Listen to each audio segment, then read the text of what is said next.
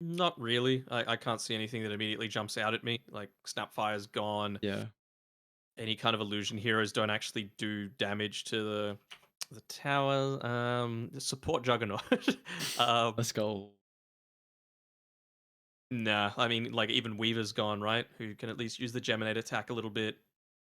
Nah, I'm pretty happy with Grimstroke just Yep. overall. I feel like you're not massively concerned about the Undying. The other way to play away from it, sorry, to play against the Tombstone is just run away, right? So either have good survivability so that you're not going to die in the arena before you're able to run away from the arena Tombstone combination, or um, or just have a lot of escape potential. So I've kind of been wanting them to go for Dire something team like a pick. Dark Willow on Polaris's side, but they're going to go Rubik instead.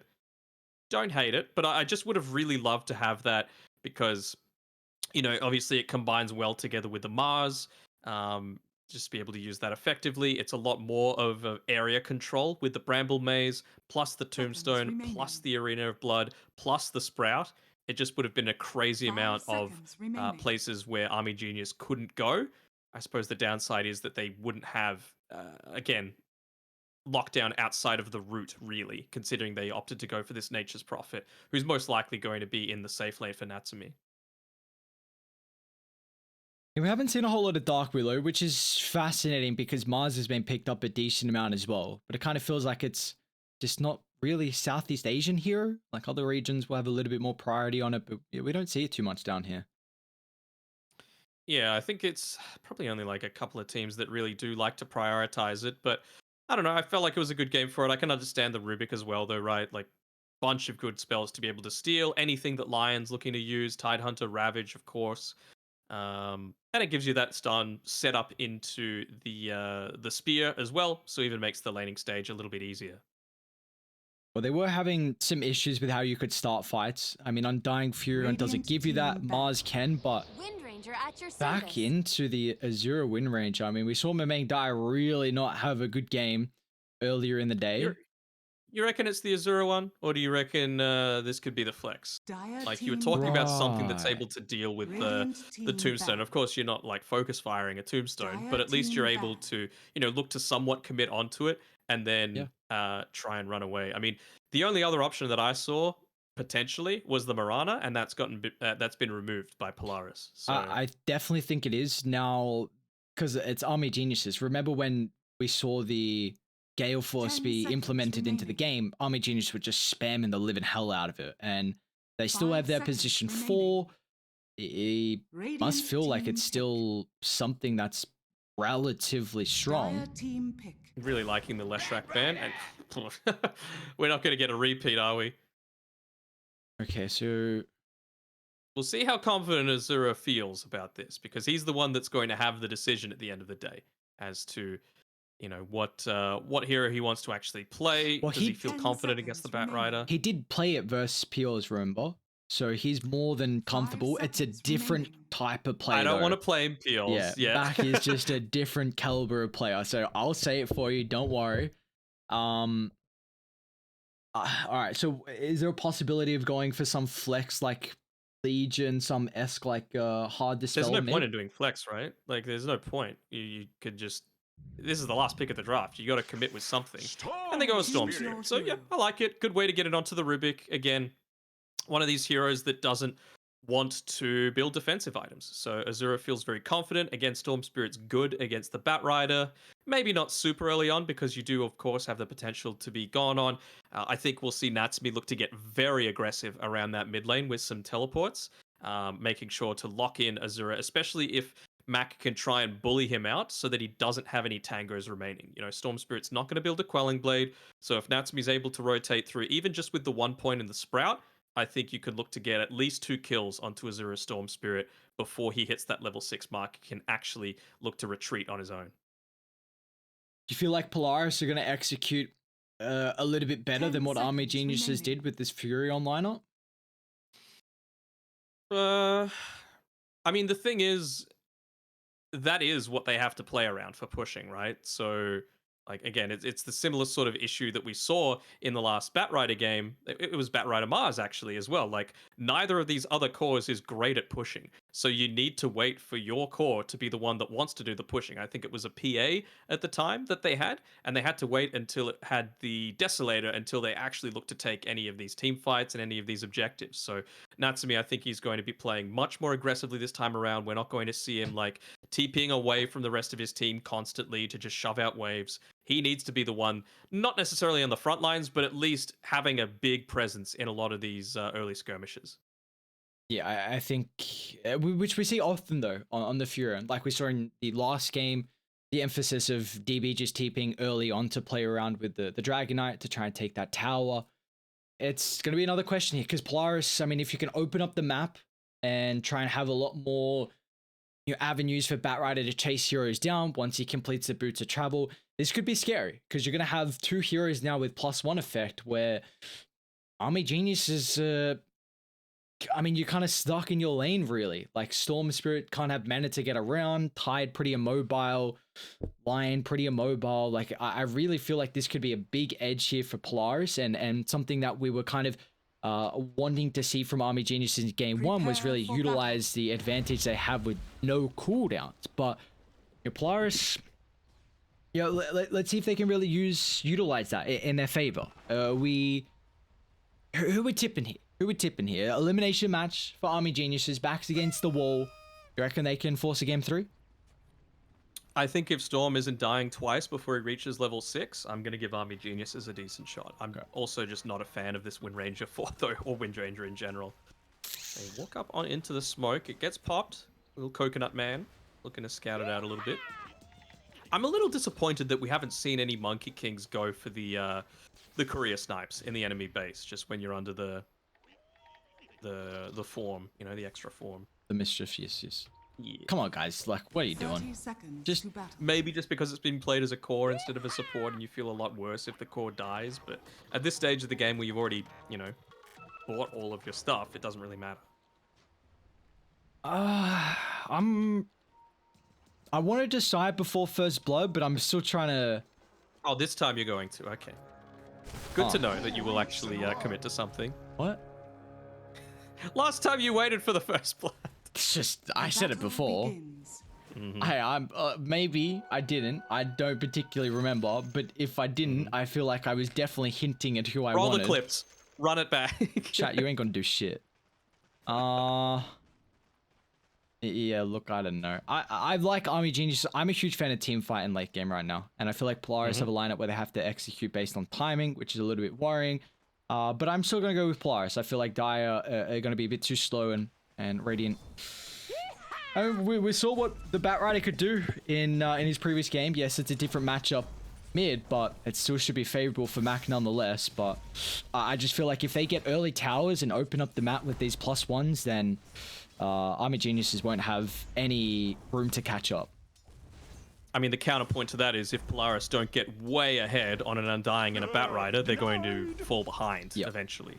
Yeah, that's my concern. Like, we brought it up last game. We literally said, like, if Polaris get to the later stages, they should execute team fights way easier. And that's just literally what Dota has been lately, and what it's been for quite some time. Like, team fight reigns supreme. You've got ultimates to play with that. Then you are just gonna have a much easier time in the game.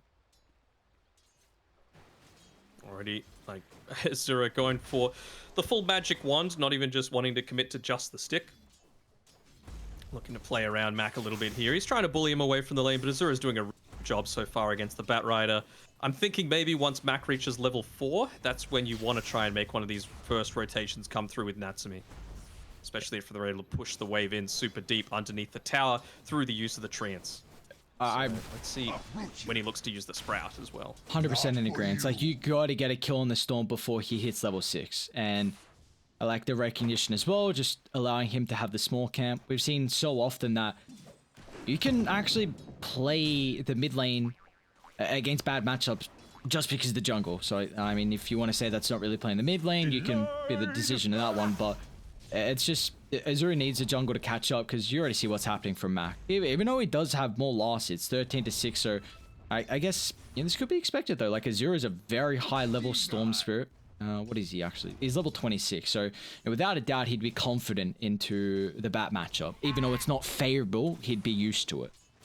No, and again, like Batrider, he's constantly spamming spells, so you want to be using as many of your spells as you can. Even you can see the one point in the Electric Vortex. If Batrider did try and go for a super deep dive, you can look to try and turn it around in this fashion, because you're always going to be able to have that turnaround potential. So it might even be able to get this water rune, stack the camp as well, and yeah, just get straight on back to lane.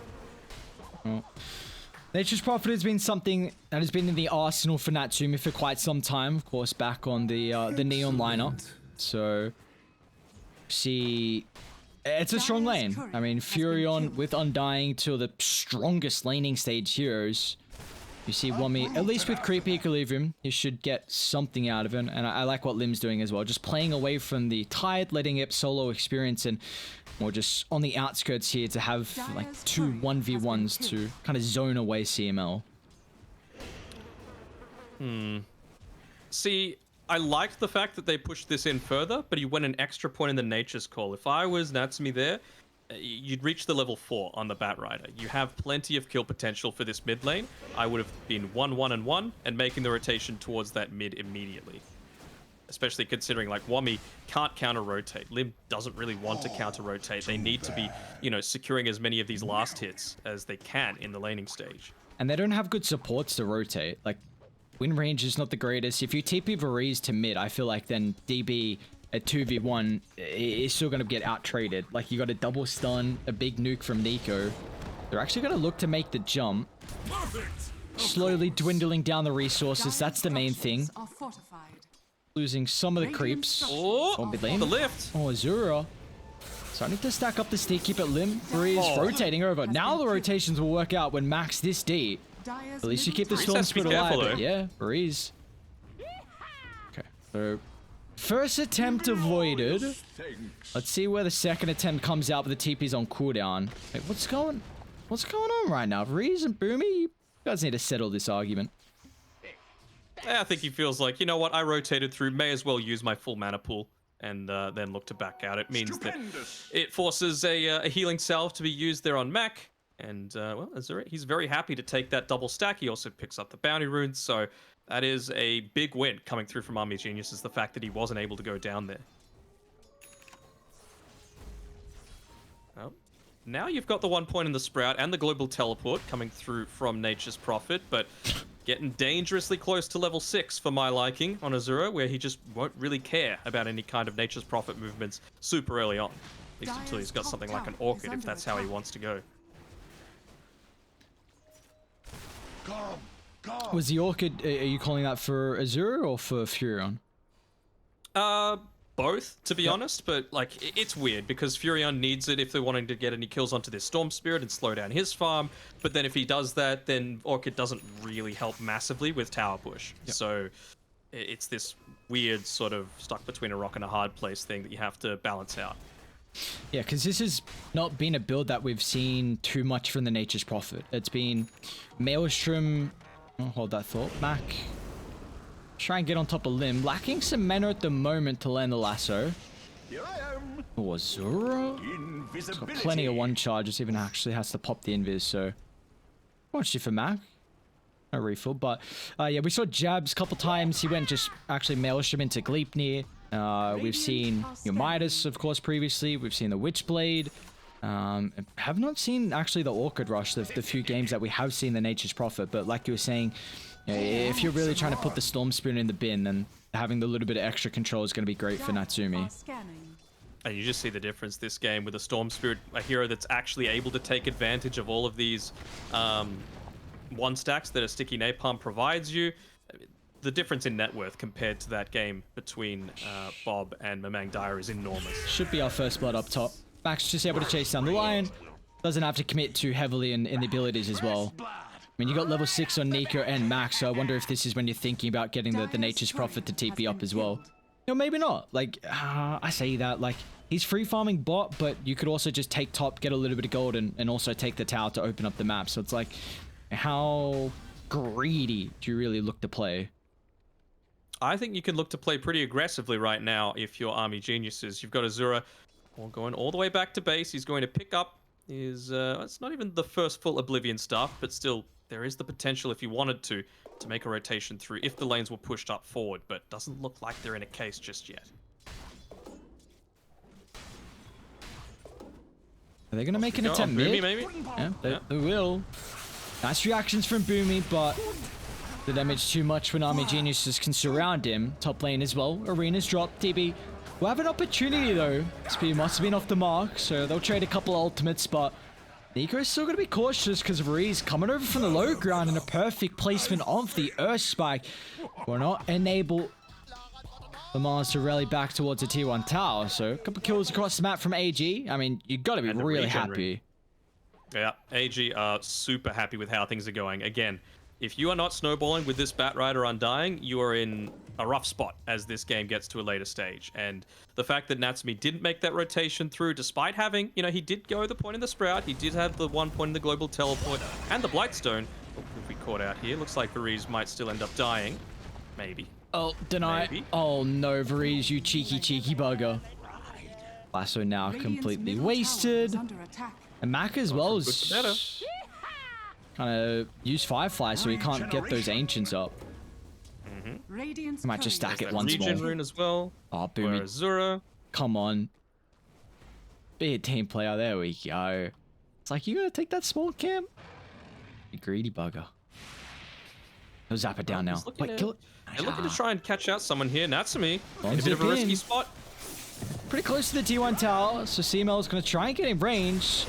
So rich before the tombstones and the heal is not enough, still dies nonetheless. They're going to push the back, they're happy with what they've gotten. Do you still stick around on Dire? I mean, DB, oh, they cut down the tree as well. They're actually going to turn their attention to the Monkey. They're going to try and TP and Wummy as well. The Ravage at the ready. If DB can stay alive long enough, Wummy might have to use it defensively. A Ravage is out. They'll turn it back around. DB from afar. The help of Azura. This is all Army Geniuses through the landing stage.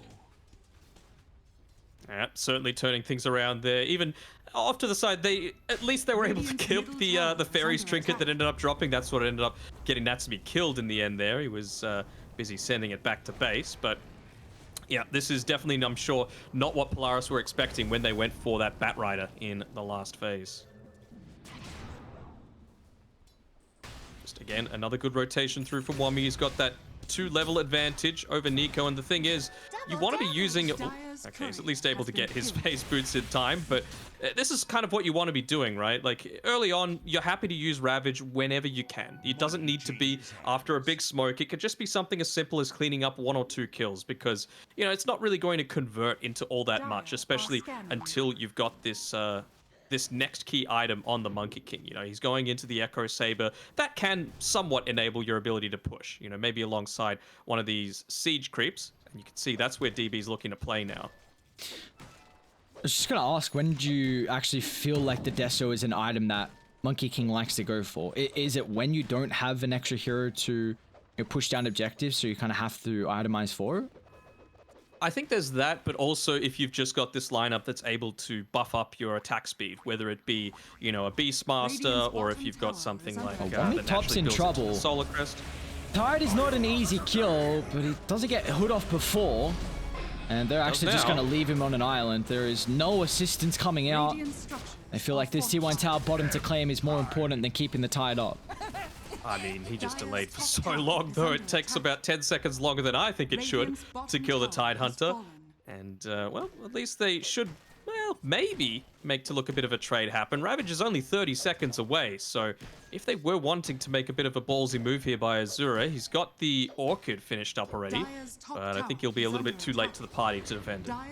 Maybe try and pick off some stragglers and look to see if there is anyone that isn't TPing out, perhaps. They're actually mass TPing down bot. DB stuck around. Monkey King condemned for his positioning. That was very, very greedy. Yeah, incredibly so. You know, not revealing on the map at all.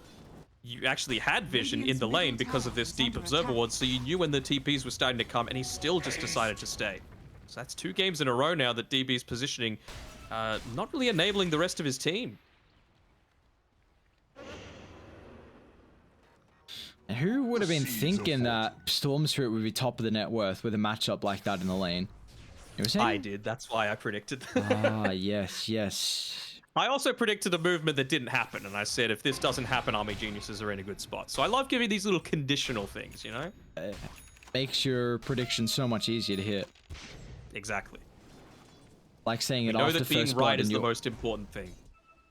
Of course, when is it ever not the most important thing? All right, Tidehunter's back up. He's got the Ravage available. They're looking to move towards the mid lane. Nico does have the spear. He's content now to just push the wave out a little bit, continue the delay. Thing is, though, they've given time for Azura to join together with Varese for the smoke. This is level 6 on the Lion.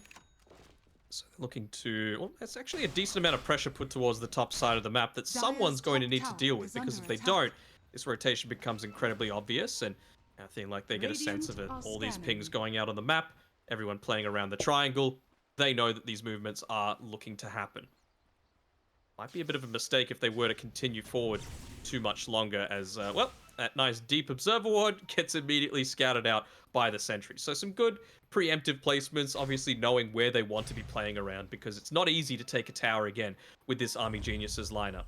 So they absolutely need to be doing it off the back of a pick-off, then into a kill. Who are they going to run into here? Looks like Boomy's Azura. got Blink. Looking for the start. Perfect connection. The stun follow-up is there.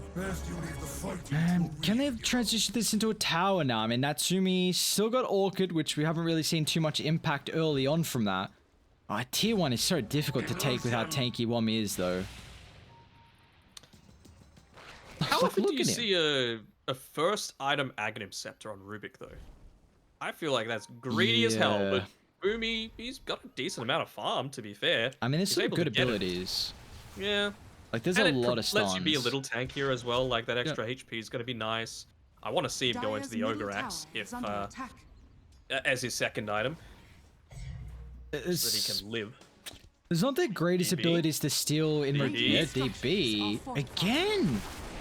This bottom lane, quite often it's the home of Dire with how they posture on the map, but for the poor old Monkey King, he's not getting any love. Meanwhile, mid lane, that was terrible. A nice little shackle from Boomy gets out to safety, but yeah, this DB Monkey King is a couple times too many. I mean, I'm about to say it's at least so they can take this tower, but I almost never think it's worth giving up your position 1. Like, you just see how terrible they are at looking to take any kind of objectives without the Monkey King. He is their main source of right-click damage right now.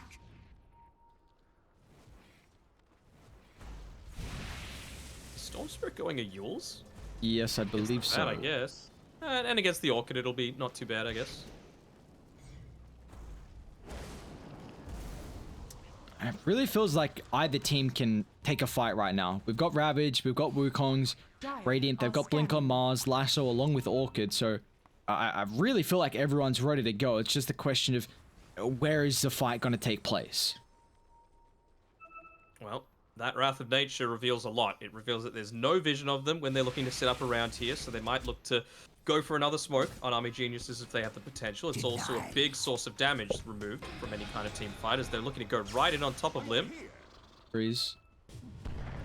They're actually just going to drop the arena solo to deal with him. He was like, thanks, brother. I'll take the kill. Closer to my Aghanims. Yes, sir. And you can just see how differently Azura's playing compared to before that Blink Dagger was available on the Mars, right? Like, maybe now, as soon as the Lion looks to respawn, they'll look to make a play, considering, you know, no arena available. Lion going to be respawning. Not having to worry too much about the Batrider either, as he's revealing bot lane. Azura's going to make an attempt here. Yeah, they've also got the help of Wami. Back. Is he taking enough with the help of the Ogre Axe? It looks like that's not the case. Raiden a little bit too late to get involved as well, so very nicely played from Azura. 5-1-1 and gets a kill onto Mac, which we were expecting to really be a thorn in his side this game.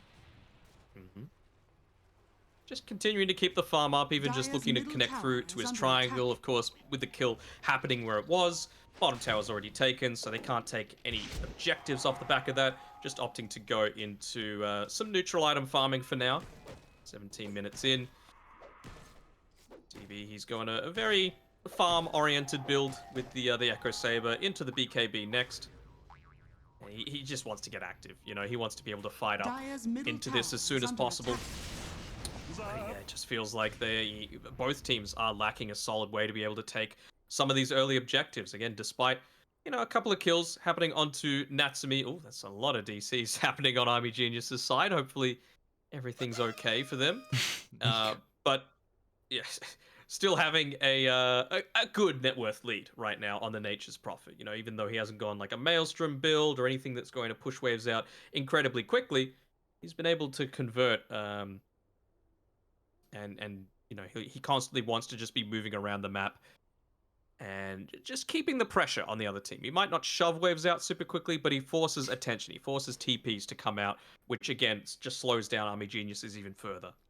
The Indonesian players are still having some issues with their internet. I think they're having a little bit of pause time remaining just because of a weird circumstance where it's not like, you know, someone just really needed to go to the bathroom or anything. It was literally the entire team. We do have all 5 back in the game now.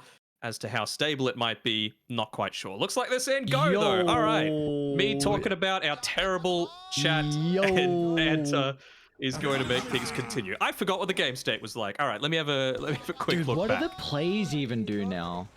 Like, how do you I just don't know how you recover from that. I feel like this is a time where everyone gets picked off. I just want a 5-on-5, actually. Come on, guys. You didn't give us action. Like, now I'm in the mood just to get a little bit chaotic. We're 2 a.m. Got 15-minute pause. Like, feel like the swearing is about to come out. Oh, poor our Wind Ranger. That's one picked off. Pick off number 1. Yeah, there you go. Pick off number Just 2. on time. Azura. Although, maybe death instead. There's the team fight. Let's go, baby. Wukong dropped to the river. Nico's a goner. Man, what a fade bolt. So much damage for Reese. He's gonna get ripped apart. Stupendous. And now even Monkey King's in a bit of trouble as well. Yeah, Wami's got Ravage already. Can't lasso Wami though. That's too difficult of a target. He will do so. Hasn't dispelled just yet. Got full duration pushback. Maybe the balance. Wami's actually just even gonna drop the Ravage. I mean, the rest of the team, they're starting to respawn. And they'll push him out. So it looks like CML the only casualty, and I mean, there's the messy fight we're looking for after the break.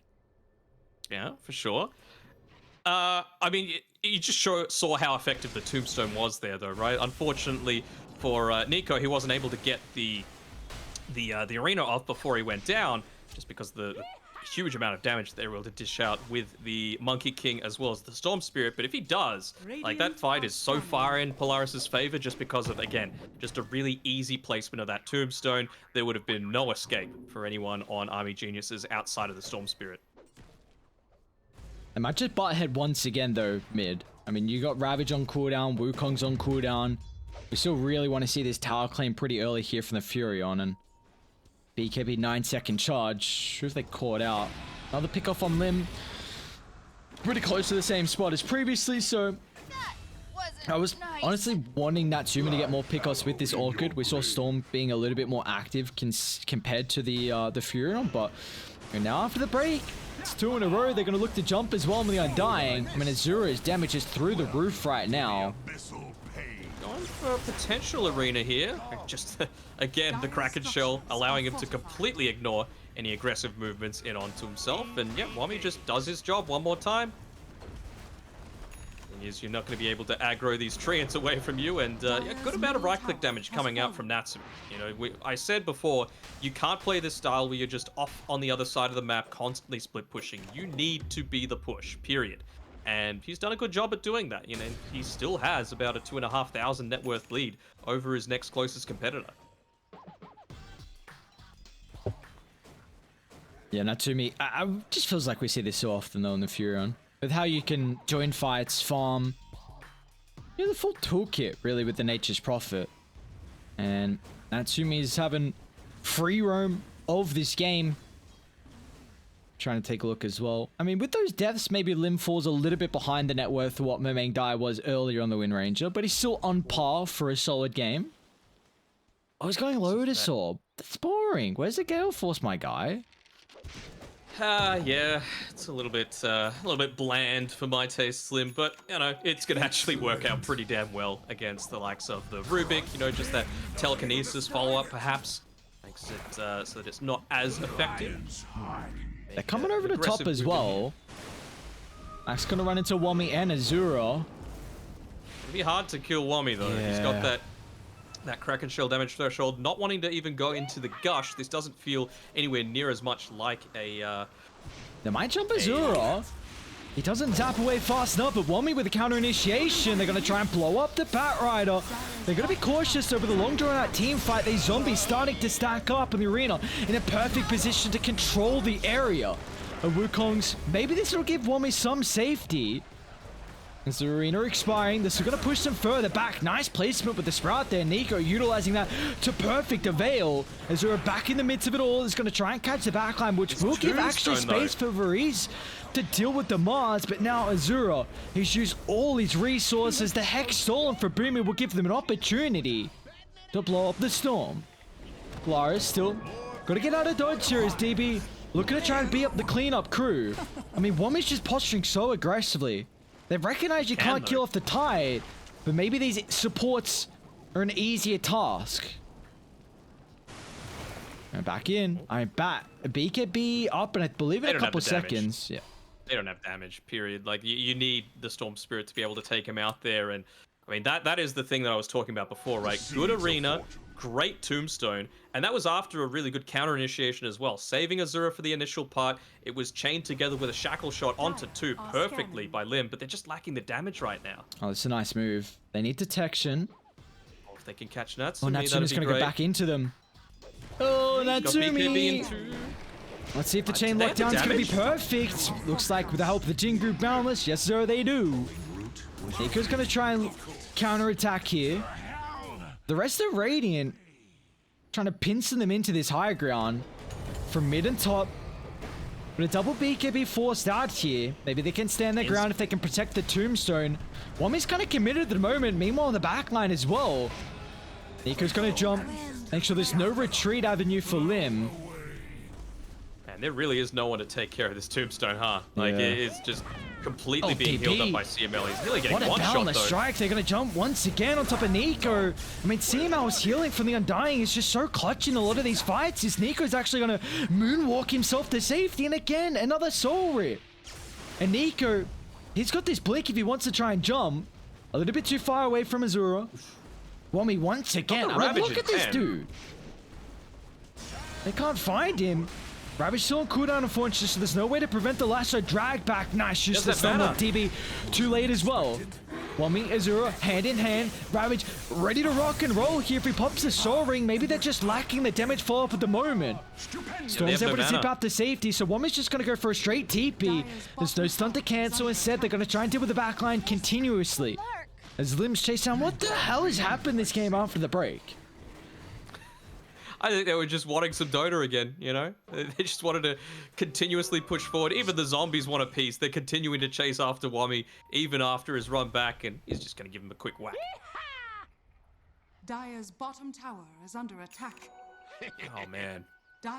It does feel like, you know, Wami, you can see here, he went into the Heaven's Halberd. He's almost unkillable at this stage, right? He's always going to be able to get off the sticky napalm just himself. He's not all that concerned just yet about Natsumi. So I think he's kind of tired about just wanting to run around in these team fights, because it's kind of like similar to they're going to jump back top. DB with a helping hand, and they've got plenty of burst. 3 charges now for Varese.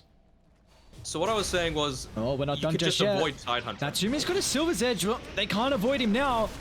Let's see if Wami's going to commit the Ravage. The boys a super defensive one. There's the boys. It's only one, but Azura's plenty. Straight on top of Natsumi, still holding the BKB at the moment. There's the initial stun, and now without the mana, they're going to try and jump inside. The Wukongs, that's not fast enough as DB. I mean, BKB out, he'll use it the last second. Maybe the cleanup crew. DB still trying to look to stand his ground in man fight. The mischiefs can't enable some of the Jingu stacks. Natsumi reigns supreme. Somehow Wami's still alive, but once again, they're just dealing with everyone else and leaving the tide till last. A Wami successful TPR, but looks like Lim won't be as fortunate with his retreat. And they'll make him waste a lot of time.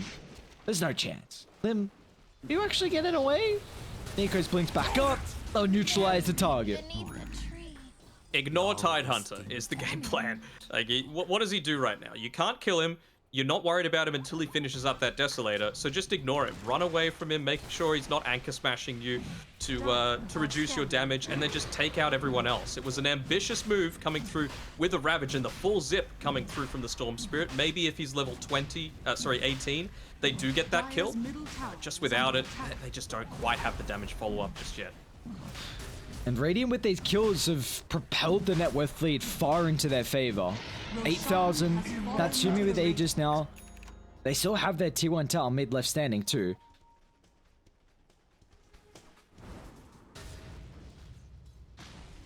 Well, looks like Azura really feels a little tired of getting constantly picked off. It was some really good use of the lift into the stun. From the Mars coming through here onto Storm Spirit. He just wants to prevent that altogether so that he always has this escape mechanism. Not opting to go for that Soul Ring build either, which Wummy. Jesus Christ. Spidey senses. It's level 20 on Wummy, by the way. Yeah, my 3 levels ahead of Storm. Against an Undying. And he's still chilling. I like the fact that he went a bit more into, again, the aggressive side of things, going the minus gush armor. Again, I still don't feel like it's an Aghanim Scepter game, but at least now you can't just ignore him entirely, because if he gets in on top of you once he finishes up this Desolator with the gush armor, minus armor, anyone can be taken out super quickly. What's the neutral item situation looking like here? Just a couple for even the mini Radiance Wami's holding on to, the Cloak of Flames. You'll take the stats from it. The magic resistance, armor. Or little you can get just to beef you up. Because they do have a window now to kill him. I think with the break mechanic coming through from Silver's Edge along with the Bloodthorn, it's going to be a stupid amount of damage here from the Furion. But you can see now, Storm Spirit, he's level 18. He's only 1,000 gold away from being able to pick up his own BKB to provide that extra layer of survivability. So I wonder what Wami will look to go. He's switched out. He's actually gone the Blast Rig instead. So I'm not sure how huge of a fan I am. Maybe just wanting to avoid that that initial pop of damage. But again, Natsumi's doing a great job making sure that he is the one doing the pushing. He's adjusted his playstyle. And he's doing it to perfection. They're actually going to try and jump the tide. Break is out, so Lasso's not going to be broken. Now with the chain control, Dire, and not even going to think about coming over. Wami's still so beat. No chance. My God, that's ambitious. Oh, I think if they didn't steal the shackle shot, they might have actually been able to get away, but not going to. Maybe you actually have to come and help him out there. Storm didn't have mana, I suppose, but because he doesn't have buyback, yeah. So maybe you just have to be like, okay, if we don't take that fight, we lose buildings. DB's so damn close to finishing up his Maelstrom as well. Sorry, his Mjolnir.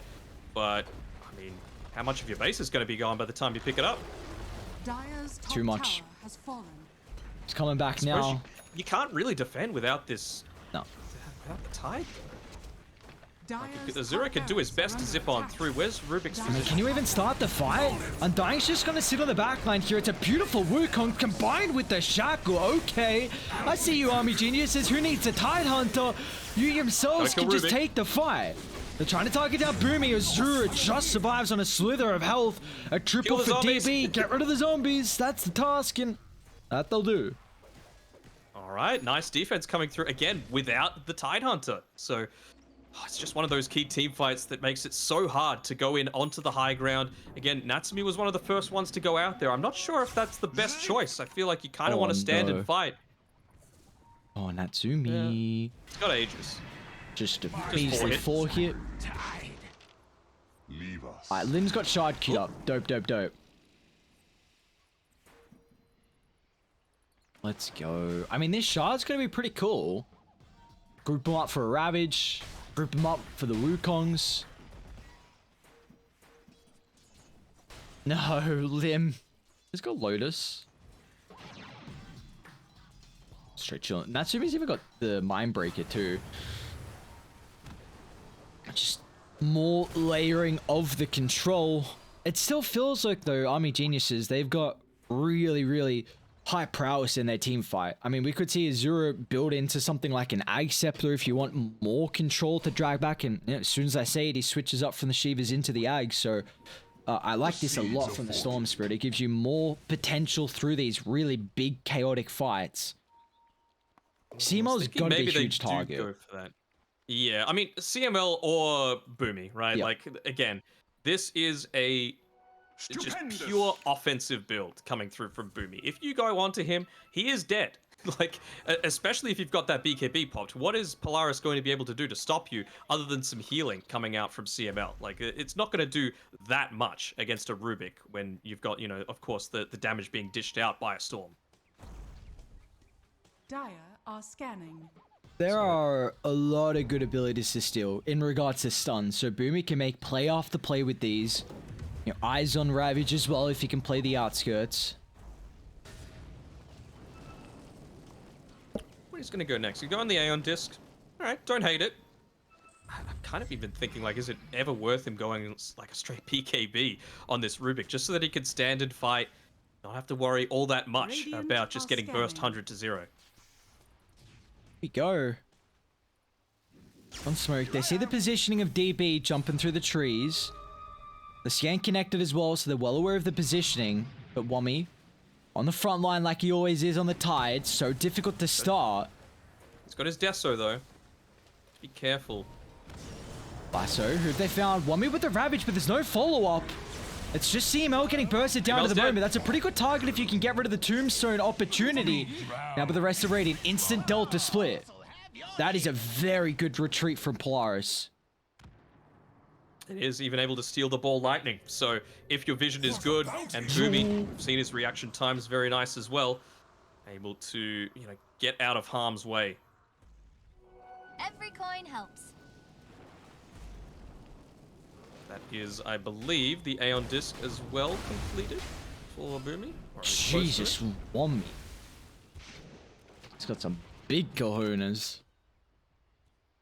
I mean, wouldn't you? This as a Tide Hunter, like what kills this man? He's died twice this game, despite being on the front of every single team fight. He's got the Blast Rig, he's got the Kraken Shell, he's got the talent for the Kraken Shell, he's got Halberd, he's got magic resistance. It's crazy. And they've also itemized into dealing with the Tide, and also tried to prevent him having a solid game with that lane. This is just a hero that continues to show how incredibly strong he is. I mean... The fact that he slipped through multiple times to the second phase of the draft is just like... Yeah. But why not just pick it? I'm on a draft note while we have a bit of a break. I've just been a huge fan of this Monkey King to enable the Tide. Like, we saw it from Polaris in game 1. It really forced the enemy team from not being able to pick up the Tide because of the bad lane matchup. And it's just the same thing here. Like, Army Geniuses weren't really worried about Polaris picking up because of how the Monkey could protect it, so...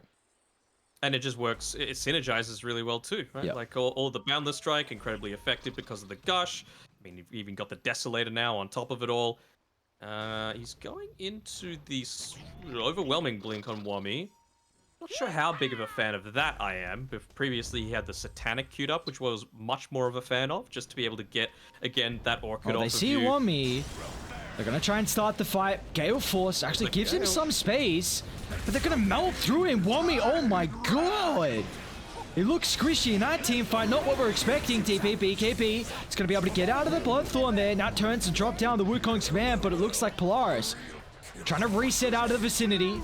They've caught another on the backline. Boomy's having a free fight at the moment with the Rubik. They look to try and buy back. They need to play hand in hand with DB, but as soon as they see the buyback from Wummy, Polaris gonna try and get out the area, and that they will. That's even with the Blast Rig as well. Wasn't able to pop the Hood of Defiance, didn't get the Heaven's Halberd onto anyone, so he is killable, but it requires such a heavy investment as well. He needs a way to get rid of the break, honestly. Like, we're just seeing way too much. I would not be surprised if he considers like a BKB. I don't know if he goes Lotus. Armor's nice, of course, but you might as well just go BKB at the moment.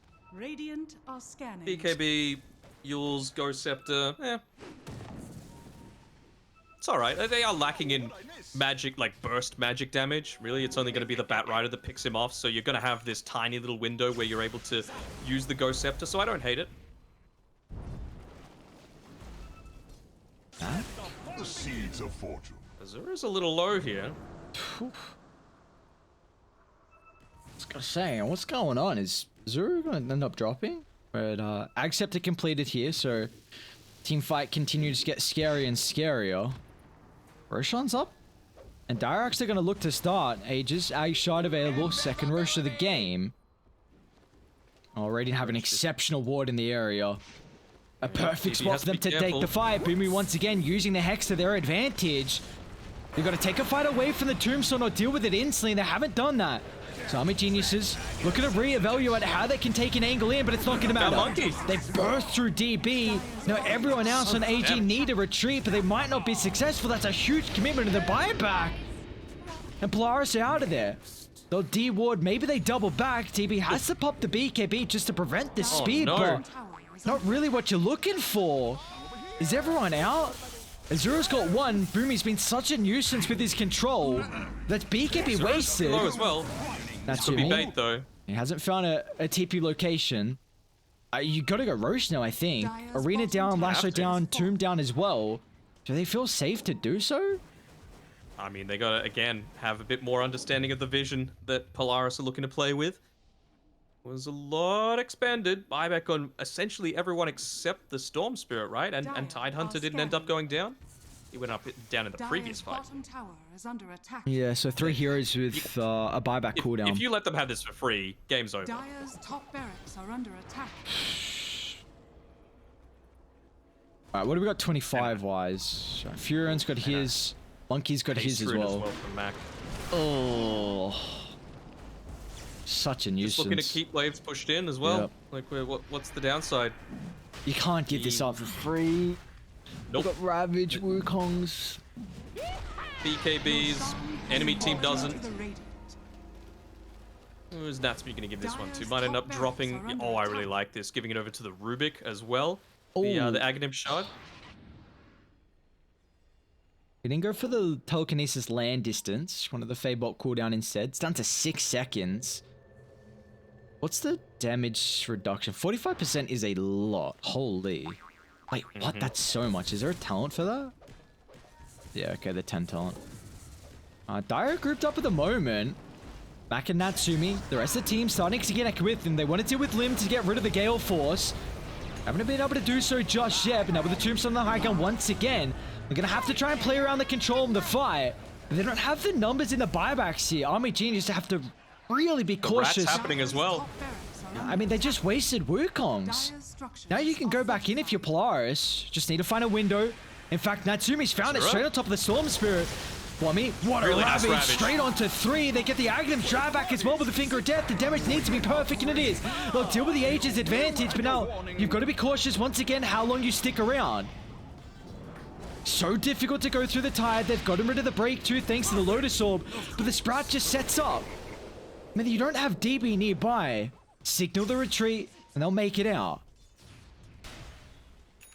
Still that full lane of racks, though. I love how much they're abusing this no global teleport cooldown. With the Aghanim Shard, all you really need to do there on Natsumi is TP up there, drop the treants, get straight back to the team fight. And, well, it didn't work out entirely for them, but at least they get the full lane of racks. It's just a recognition too, like Dire very heavy committal. If Ravage and Wukongs is down, just avoid the area. Like this Tombstone's gonna last so much longer for your aerial control. And this is all without Boomy stealing a huge ability too. Like he's been doing so much with, you know, Earth Spike, Hex, maybe a Shackle. Just wait till this man somehow gets a freaking Ravage and even Wukongs for more control, and these fights are going to be so chaotic. To his credit, though, I feel like Wami's Ravages have been pretty damn on point so far. Always clicking on to multiple. There, Azura was dead without they won't have buyback. it for this fight. They're under a ward as well. No buybacks on Dire. Who have they started on? It's going to be DB. Monkey. BKB's popped. There's no chance for him to get anything off. That's a Dire back, and now instantly Army Geniuses. They're going to have to look to retreat away from the area. He's just going to sacrifice his life, put the body on the line. Lim. One at a time. Ooh, what a play, Mac. My god, that was a huge pushback. Flame Break just to get in range for Boomy. And we were just speaking about, yep, those minor abilities. Now, Wommy as well. Okay, Halberd. Yeah, still, Break at least is going to expire, but this is given plenty of time for the rest of Polaris to come on over, and it looks like that's all she wrote. Polaris will take the series 2-0, eliminating Army Geniuses from the BTS Pro Series 9.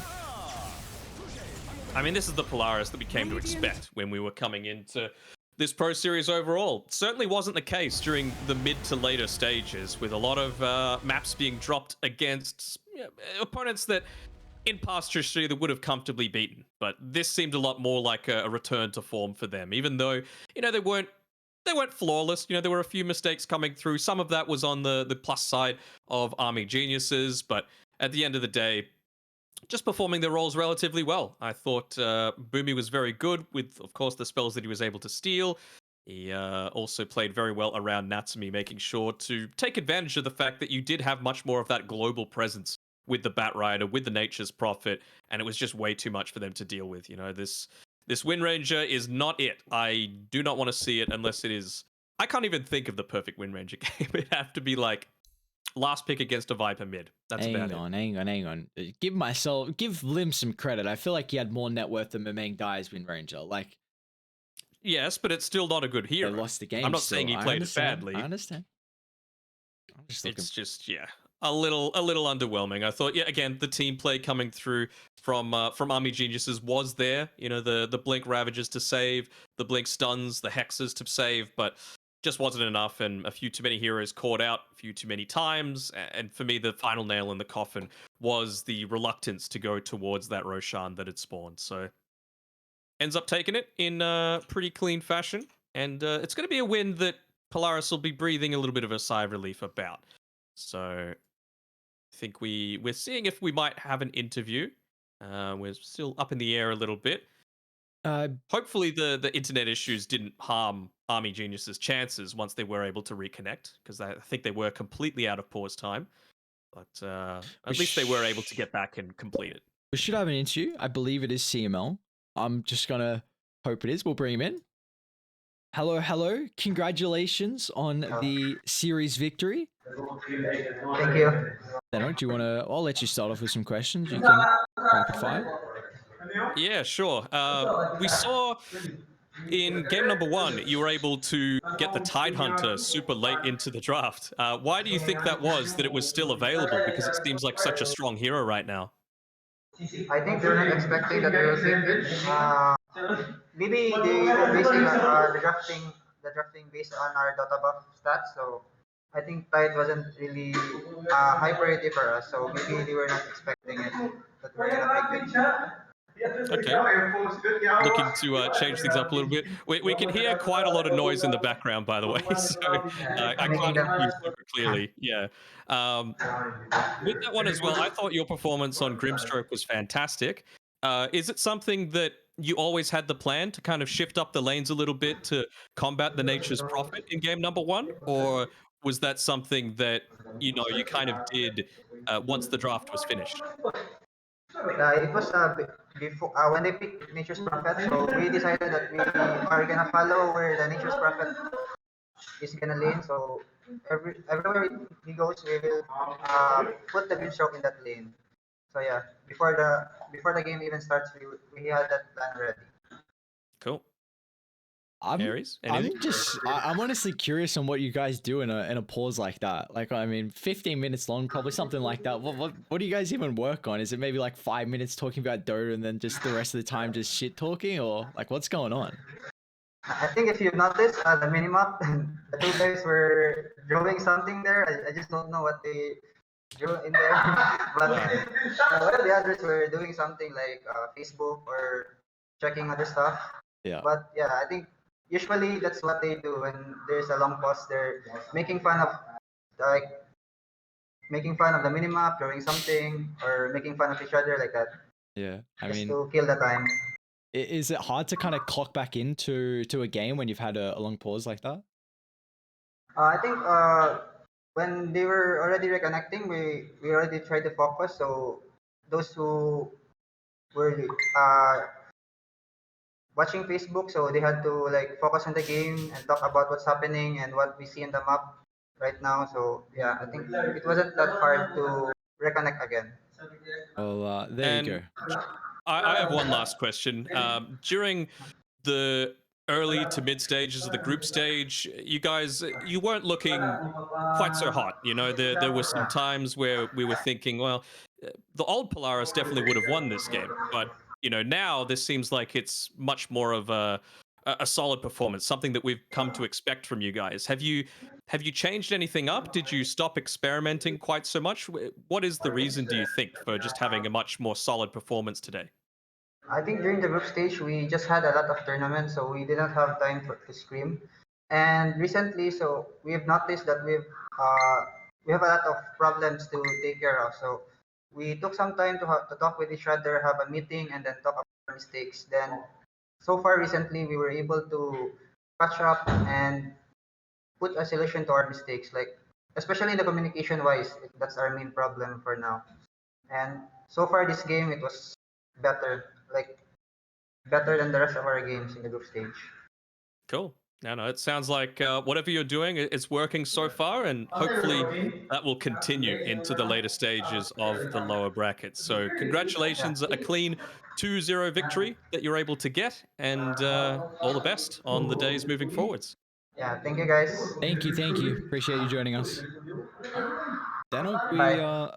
we done and dusted now for day one of the playoffs. It's been a exciting day. Looks like CML gets more action in the DMs than I do, so you love to see that. But they're also Ding, ding, ding, just constantly coming through. Can you imagine trying to play Dota in that, especially if you don't have like good headphones yeah. that have some active noise canceling on them? Because I would just be like, just trying to purely focus on my game, but whew, that'd be quite hard. But I suppose that's kind of the environment that they've grown up in. Again, this is a team that also seems to gel well together and has a lot of experience playing alongside each other. So some solid performances. Unfortunate for Army Geniuses that they have to bow out. I thought they took some games off of enemy teams in the group stage that we probably weren't expecting, and so had high hopes of them coming into the playoffs. But unfortunately for them, it is a little bit back to the drawing board.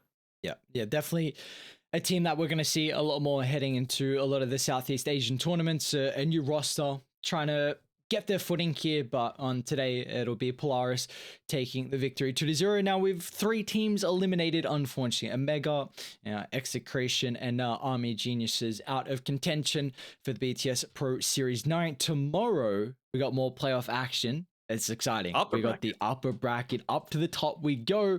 We're going to be kicking things off with Boom versus Enigma Galaxy C. My god, that's exciting. And then Motivate versus Yangon Galacticos, a team that honestly not a lot of people probably were expecting to play so well, but they could be some dark horse of a team to take maps, take series. I'm really excited to see that.